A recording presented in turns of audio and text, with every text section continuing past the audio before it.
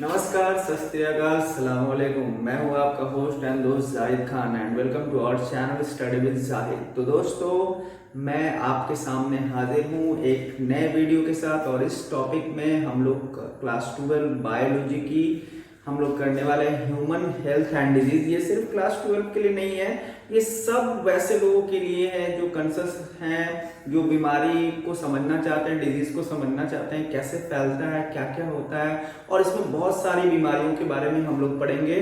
तो ये आज हम लोग फर्स्ट पार्ट हम लोग इसका देखने जा रहे हैं और मैं आपको बताता चलूं कि वीडियो हम लोग एकदम शॉर्ट ड्यूरेशन में करने वाले हैं, इसीलिए मैं ज्यादा टाइम बोलने में नहीं लेना चाहता हूं। तो आइए हम लोग स्टार्ट करते हैं प्यारे दोस्तों। जो चलिए एकदम फोकस कीजिएगा, आपको एक एक बात समझ में आएगी। जो बात समझ में नहीं आएगा आप हमें कमेंट करके जरूर बताएं, मैं जरूर आपको वहां उस पॉइंट पे भी आपकी मदद करूंगा। अब देखिए, सबसे पहले हम लोग ह्यूमन हेल्थ एंड डिजीज को करने वाले, तो सबसे पहले हेल्थ क्या है उसको समझते हैं, ठीक है। तो हेल्थ का मतलब होता है जब आप फिजिकली, मेंटली और सोशली आप तीनों लेवल से जब फिट हो तो आपको कहा जाए कि बंदे का हेल्थ गुड है। बात समझ रहे हो? अगर आप फिजिकली या मेंटली या सोशली आप किसी तरह से आपको कोई भी तरह की कोई भी प्रॉब्लम है तो आपको कहा जाए कि आपका हेल्थ अच्छा नहीं है, ठीक है। तो आप याद रखेंगे कि हेल्थ एक कंडीशन है जिसमें कोई भी फिजिकली, मेंटली और सोशली एकदम फिट रहे तो उन्हें हम लोग कहते हैं हेल्थ, ठीक है। अब दूसरी चीज है, हम लोग समझते हैं डिजीज को, बीमारी तो सब लोग समझते ही हैं। तो अब देखिए, बीमारी तीन तरह की होती है, ठीक है। एक होती है कम्युनिकेबल, एक होती है नॉन कम्युनिकेबल, एक होती है कॉन्जेनाइटल, जिसको हम लोग जेनेटिकल डिसऑर्डर भी कहते हैं। एक एक करके समझिए, एक एक पॉइंट को समझिए, ठीक है। तो कम्युनिकेबल डिजीज का मतलब होता है ऐसी बीमारियां जो दूसरों से फैले, कम्युनिकेट हो, दूसरों से फैले, इन्फेक्शियस हो, यानी जिसका इन्फेक्शन दूसरों से फैले, ठीक है। चाहे वो ह्यूमन हो, चाहे वो दूसरे बायोलॉजिकल पैथोजेंस हो, बैक्टीरिया, वायरस, कुछ भी हो, या बायोलॉजिकल पैथोजेंस से या फिर ह्यूमन से या फिर एनिमल से आपको ट्रांसमिट हो, एक दूसरे से जो बीमारी फैले, तो वैसे डिजीज को हम लोग कम्युनिकेबल डिजीज कहते हैं, ठीक है। और इसको इन्फेक्शियस डिजीज भी कहते हैं। नॉन कम्युनिकेबल डिजीज वैसी डिजीज जो फैलती नहीं है, ठीक है। यानी एक अगर मुझे हो गई तो मेरे से आपको नहीं फैलेगी, लेकिन कम्युनिकेबल क्या, अगर मुझे कोरोना वायरस अगर मुझे है तो दूसरे को भी हो सकती है, लेकिन नॉन कम्युनिकेबल ऐसा इसमें बिल्कुल भी नहीं है, ठीक है। तो ये नॉन इन्फेक्शियस है। अब देखिए, ये चार तरह की देखिए डिजीज यहाँ पे हमने नॉन कम्युनिकेबल में देखी है। सबसे पहले नॉन कम्युनिकेबल में अब समझेंगे आप पूरी तरह से कि नॉन कम्युनिकेबल है क्या, ठीक है। तो नॉन कम्युनिकेबल डिजीज है डिफिशियंसी डिजीज। सबसे पहले हम लोग इसके चार तरह के हमने नाम लिखे, deficiency, degenerative, allergic and cancer हमने लिखा है। तो डिफिशियंसी का मतलब कमी, ठीक है।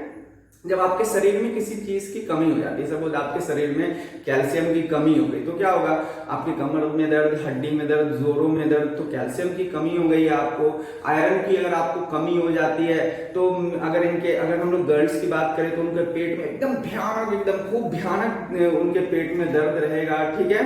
तो और आपको हमेशा वीकनेस फील होगी, आप थके सब में, ठीक है। मैंने लड़कियों में पेट दर्द की बात करी, लड़कों में अगर ये या मर्दों में अगर होता है तो सबके केस में, लड़के लड़कियां सबके केस में आप ज्यादा थका हुआ महसूस करेंगे, आपको हमेशा नींद आएगी, आप सोचेंगे रेस्ट करें, थोड़ा सा काम करके एकदम लगेगा थक जाएंगे।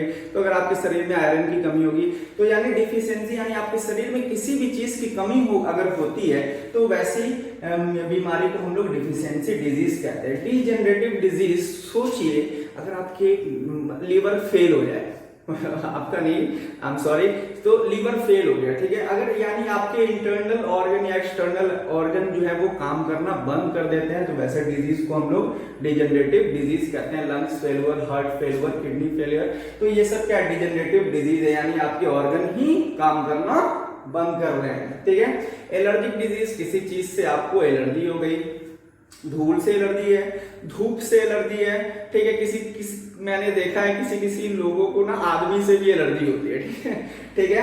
तो एलर्जी डिजीज, ठीक है। कैंसर में क्या होता है, आपके बॉडी का टिश्यू जो है वो उसमें मतलब ग्रोथ होते रहती है, वो एकदम ग्रोथ लगातार होती रहती है, आप उसको रोक नहीं पाते हैं, ठीक है। तो अगर इनिशियल स्टेज में मालूम चल जाता है तो आप उस पर कंट्रोल कर सकते हैं, नहीं तो टिश्यू का ग्रोथ काफी ज्यादा हो जाता है, ठीक है, तो वो कैंसर है। तीसरी है कॉन्जेनाइटल डिजीज, यानी जन्मजात बीमारी है, ठीक है।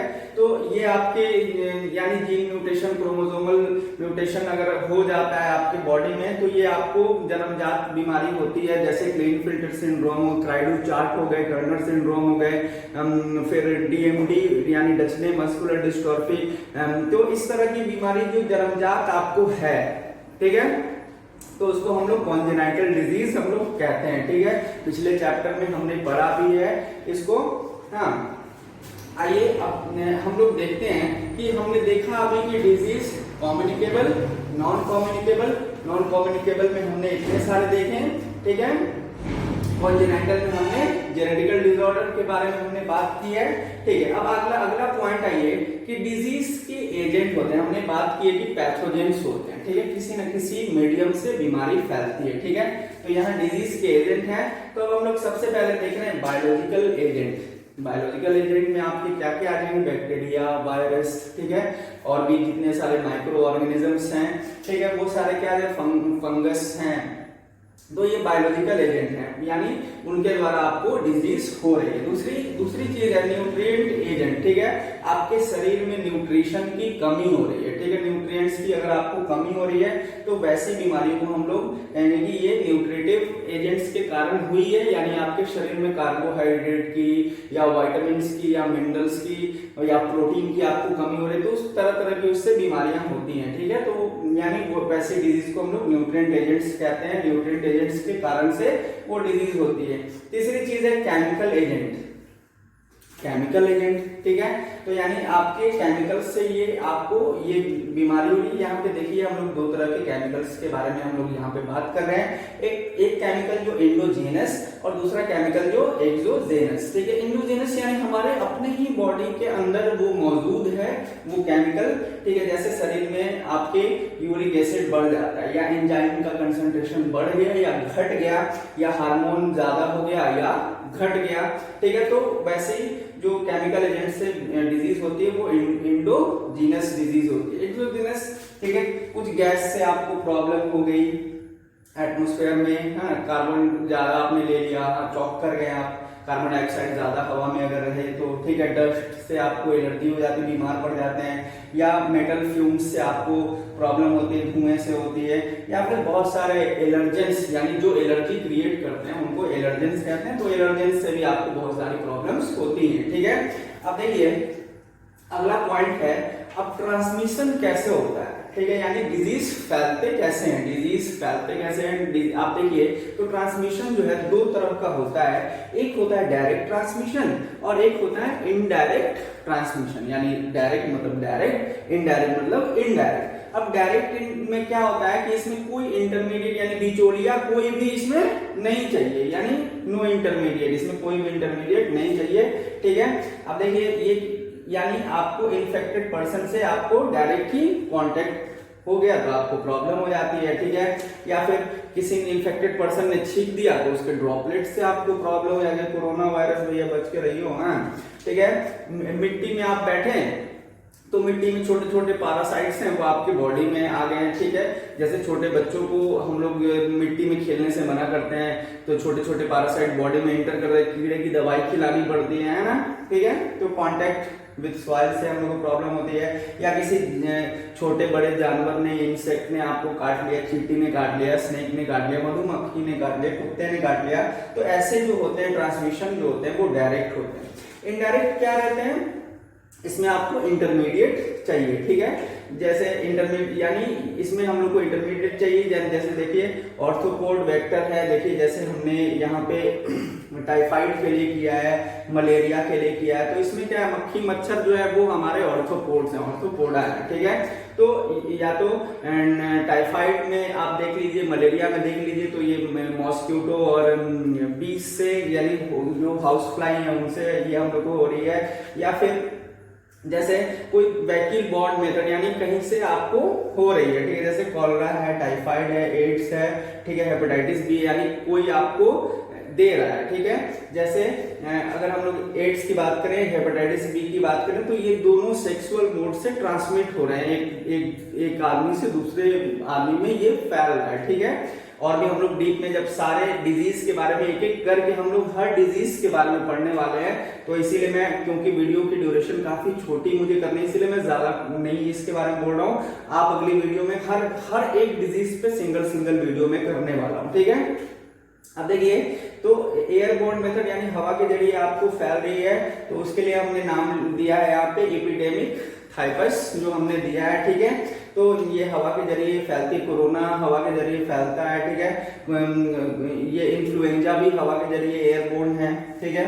अब देखिए, फॉर्माइट बोर्न यानी कीड़े मकोड़ों के काटने से भी हम लोग को इन्फ्लुएंजा, कोलेरा यानी क्या, फॉर्माइट बोर्न मतलब छोटे मोटे कीड़े मकोड़े की वजह से, माइक्रो ऑर्गेनिज्म की वजह से हमें प्रॉब्लम हो रही है, डिजीज हो रहे हैं। दूसरी चीजें ह्यूमन कैरियर्स भी होते हैं, जैसे डिप्थेरिया है, टाइफाइड है, तो ये ह्यूमन की वजह से, एक ह्यूमंस को अगर है तो दूसरे को भी ये फैलती है, ठीक है। तो इसमें ह्यूमन कैरियर होते हैं, ठीक है।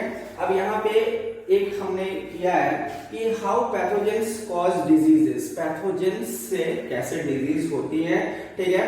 तो अब देखिए, तो दो तरह से, एक तो पैथोजेन क्या करते हैं, हमारे टिश्यू को डैमेज करते हैं, ठीक है। और दूसरे तरीका से क्या करते हैं, वो टॉक्सिन सिक्रीट करते हैं, ठीक है। जो पैथोजेंस यानी बाहर से जिनकी वजह से हमें बीमारी हो रही है, हमने अभी बात की है कि इतनी तरह की बीमारी, उसके एजेंट्स होते हैं, तो एजेंट्स जो है वो दरअसल पैथोजेंस है, ठीक है।